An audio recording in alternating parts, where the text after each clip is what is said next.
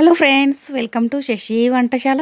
ఈరోజు వీడియోలో తోటకూర ఫ్రైని ఎలా ప్రిపేర్ చేసుకోవాలో చూపించబోతున్నానండి.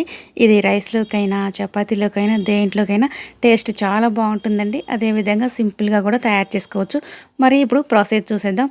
ముందుగా స్టవ్ పైన ఒక కడాయి పెట్టుకొని అందులో 2 టేబుల్ స్పూన్స్ ఆయిల్ వేసుకోవాలండి. ఆయిల్ వేడైన తర్వాత 1 టీ స్పూను ఆవాలు, 1 టీ స్పూన్ జీలకర్ర, 1 టీ స్పూన్ శనగపప్పు, 1 టీ స్పూన్ మినపప్పు వేసుకోవాలండి. అదేవిధంగా 2 ఎండుమిర్చిని కూడా వేసుకొని ఈ పోపు అంతా దోరగా ఫ్రై అయ్యే వరకు ఫ్రై చేసుకోవాలండి.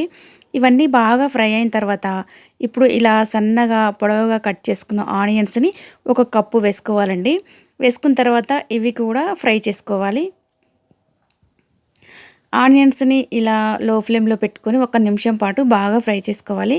ఇలా ఆనియన్స్ అన్నీ బాగా ఫ్రై అయిన తర్వాత ఇందులో కొద్దిగా కరివేపాకుని వేసుకోవాలండి. వేసుకున్న తర్వాత ఒక అర నిమిషం పాటు ఈ కరివేపాకు కూడా ఫ్రై అయ్యే వరకు ఫ్రై చేసుకోవాలి. ఇలా అన్నీ బాగా ఫ్రై అయిన తర్వాత ఇందులో ఒక అరకప్పు అంటే ఒక 2 ఎర్రగా పండిన టమాటా ముక్కల్ని వేసుకొని వీటిని ఒకసారి అంతా బాగా మిక్స్ చేసుకోవాలండి. ఇప్పుడు మూత పెట్టి ఈ టమాటా ముక్కలు అనేవి సాఫ్ట్గా మగ్గే వరకు మగ్గించుకోవాలి. ఇలా 2 నిమిషాల తర్వాత మనకి టమాటాలు చూడండి సాఫ్ట్గా మగ్గిపోయాయి. ఇలా టమాటాలు సాఫ్ట్గా మగ్గిన తర్వాత ఒకసారి అంతా బాగా కలుపుకొని ఇప్పుడు ఇందులో 1 టీ స్పూను పసుపు వేసుకోవాలి. ఇలా వేసుకొని ఒకసారి అంతా బాగా మిక్స్ చేసుకోవాలండి. ఇలా మిక్స్ చేసుకున్న తర్వాత ఇప్పుడు మనము తోటకూర అండి. ఇది తోటకూరని నేను మీడియం సైజు ఉండే తోటకూర కట్టలు 5 తీసుకున్నాను.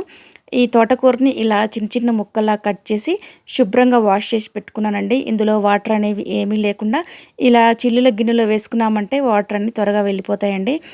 ఇలా శుభ్రం చేసి పెట్టుకున్న తోటకూరని యాడ్ చేసుకోవాలండి. ఇలా తోటకూరని అంతా వేసుకున్న తర్వాత ఒకసారి అంతా బాగా మిక్స్ చేసుకోవాలండి. ఇలా తోటకూర అంతా బాగా మిక్స్ చేసుకున్న తర్వాత ఇప్పుడు మూత పెట్టి ఒక 2-3 నిమిషాల పాటు లో ఫ్లేమ్లో కుక్ చేసుకోవాలండి. మనకి తోటకూర అనేది మధ్య మధ్యలో చూసుకుంటూ కలుపుకుంటూ ఉండాలి. ఈ తోటకూర మనకి మగ్గేలోపు మనము వెల్లుల్లి కారాన్ని ప్రిపేర్ చేసుకుందామండి. ఒక మిక్సీ జార్ తీసుకొని అందులో 10-12 వెల్లుల్లిని వేసుకొని అదేవిధంగా ఒక 2 టేబుల్ స్పూన్స్ కారం వేసుకోవాలి. ఈ కారం వేసుకున్న తర్వాత మూత పెట్టి ఇప్పుడు మనము కోర్సుగా బ్లెండ్ చేసుకోవాలండి. మరీ మెత్తగా గ్రైండ్ చేసుకోవద్దు. మనకి వెల్లుల్లి అనేది అక్కడక్కడ మధ్య మధ్యలో చిన్న చిన్న పీసెస్ లాగా కనిపిస్తూ ఉండాలండి. అలా అయితేనే ఈ వెల్లుల్లి కారం వేసుకుంటే టేస్ట్ చాలా బాగుంటుంది. ఇలా వెల్లుల్లి కారం రెడీ చేసి మనం ఇప్పుడు దీన్ని పక్కన పెట్టేసుకుందామండి. నెక్స్ట్ మనము స్టవ్ పైన పెట్టుకున్న తోటకూర కూడా చాలా బాగా మగ్గిపోయిందండి. ఇలా తోటకూర బాగా మగ్గిన తర్వాత ఇప్పుడు మనం రెడీ చేసి పెట్టుకున్న వెల్లుల్లి కారాన్ని వేసుకోవాలండి. ఇలా కారం వేసుకొని ఇప్పుడు రుచికి సరిపడినంత సాల్ట్ వేసుకోవాలి. ఇలా వేసుకొని ఒకసారి అంతా బాగా మిక్స్ చేసుకోవాలండి. ఈ కారం అంతా బాగా మిక్స్ అయిన తర్వాత ఇప్పుడు మూత పెట్టి ఒక 2-3 నిమిషాల పాటు లో ఫ్లేమ్లో ఉడికించుకోవాలండి. ఇలా 2-3 నిమిషాల తర్వాత మూత తీసి ఇప్పుడు ఈ తోటకూర ఫ్రైని ఒకసారి అంతా బాగా కలుపుకోవాలండి.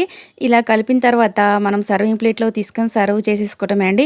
ఎంతో టేస్టీగా ఉండే తోటకూర ఫ్రై రెడీ అయిపోయింది ఫ్రెండ్స్. టేస్ట్ అయితే చాలా బాగుంటుంది. మీరు కూడా ఒకసారి ఈ విధంగా తోటకూర ఫ్రైని ట్రై చేయండి ఫ్రెండ్స్. చాలా అంటే చాలా బాగుంటుంది. రైస్లోకైనా చపాతీలోకైనా దేంట్లోకైనా టేస్ట్ బాగుంటుందండి. మరి మీకు ఈ వీడియో నచ్చితే తప్పకుండా లైక్ చేసి షేర్ చేయండి. నా ఛానల్ని ఎవరైనా ఫస్ట్ టైం చూస్తున్నట్లయితే సబ్స్క్రైబ్ చేసుకోండి. మరి ఇలాంటి టేస్టీ సింపుల్ రెసిపీస్ కోసం శశి వంటశాల ఛానల్ని సబ్స్క్రైబ్ చేయండి. Thank you for watching.